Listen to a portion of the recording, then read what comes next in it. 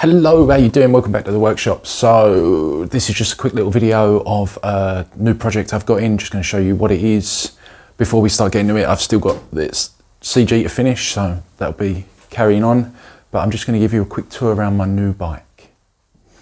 So it's not a big workshop, but I've managed to hide this away at the back here while I've been working. Here's my new bike. This is the Honda GL400. It's an import bike. I'm not sure where from. Don't care. It's mine now. It's a 1981, very closely related to the CX500. There's just so many cool things I like on this. I love the exhausts. I love the shape of the radiator. The tank is pretty much there. You know, someone's put some time into this, but there is some tatty wiring. Battery needs a box. There's other things. Let's show you some of the things I'm not keen on it. So at some point, someone's decided to paint 400 on the tank, and then cleaned it off, but not cleaned it all off. So we've got to get rid of that. And the real,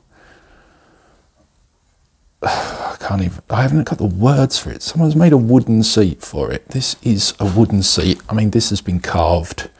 Someone put some serious hours into carving a wooden seat. And I mean, it fits okay. I think that slides back. It fits okay. And it's got the brake light indicators into it, but I will not be keeping it. These little custom side panels, the original panels cut down and painted, you know, someone's we'll be definitely losing that seat, and just getting it, just tinkering really, getting it running, getting it lovely. But yeah, I thought you'd like to see that. Straight away when I got home from buying this bike, the first thing I did was look for a seat for this.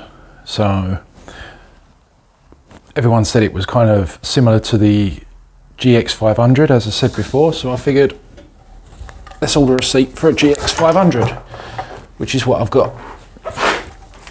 Let's take that off. Oh dear. Put it down that side. I haven't disconnected none of the wiring from it yet anyway, so I bought this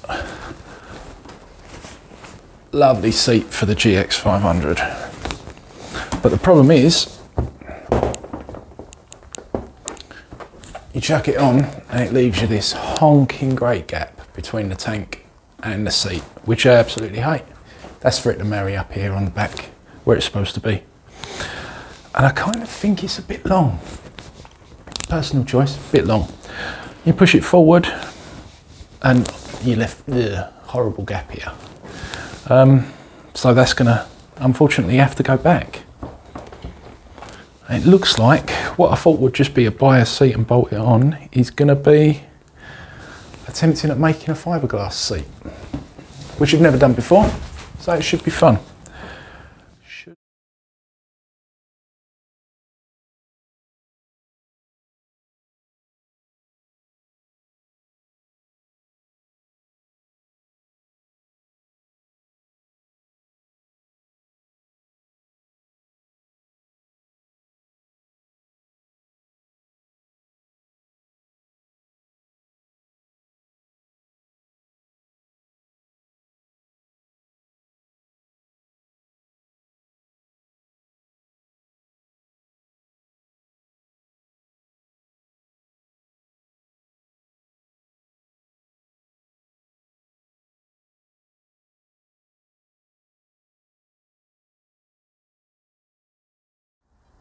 Kind of getting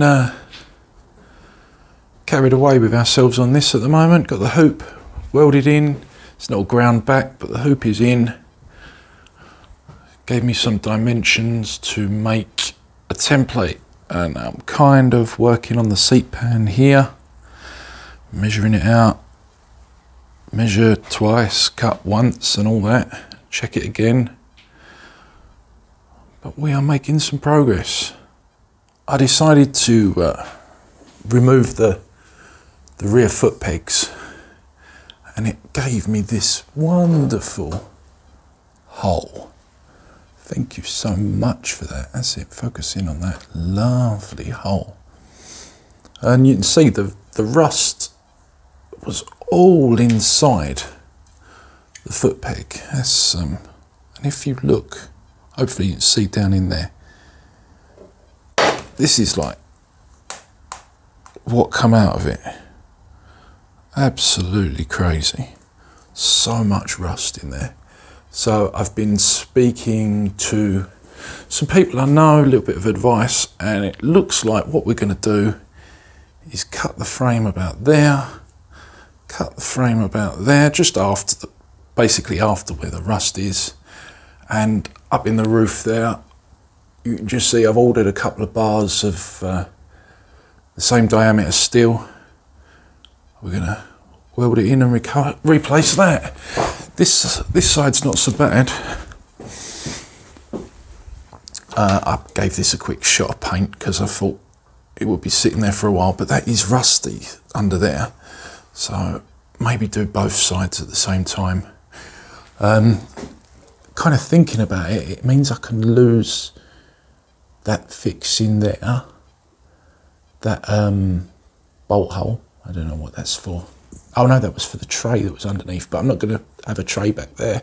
So I can lose that, but I can't lose that one because that's where my rear brake switch goes, unless I find another way to mount that. So yeah, things, I want to get the tray in so I can start sorting all this out, making it lovely and pretty. Let's just zoom out. It's worth giving a shout out as well to Dirty Wizard, Customs, J-Hole, Dutch Shed Builds, and all these guys. They've all been sending me advice on, you know, different bits with this bike. Real great group of guys. I'm going to link all their pages in the description of this video. Go check them out. Glasses.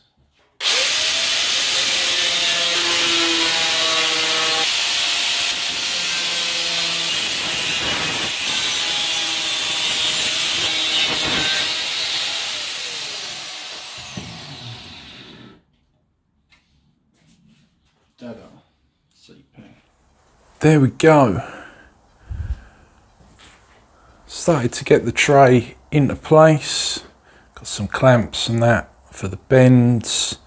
It's all got to be tidied up, but what I don't know is, like, obviously I've got overhang here. Now I'm not sure, I've got it marked out where it should be. I'm not sure if they just cut a load of tabs, bend them up and weld it together inside, or cut a piece of metal and weld it along the edge there to seal it. I'm really not sure how to progress with that, so I'm going to have to do a bit of investigation, but generally the seat pan's kind of getting there. So I think I'm going to call that the end of this video, and thank you for watching. Please like, please subscribe, leave a comment, all that great stuff, and come back soon and we'll do some more work on this. You take care. See you soon. Bye.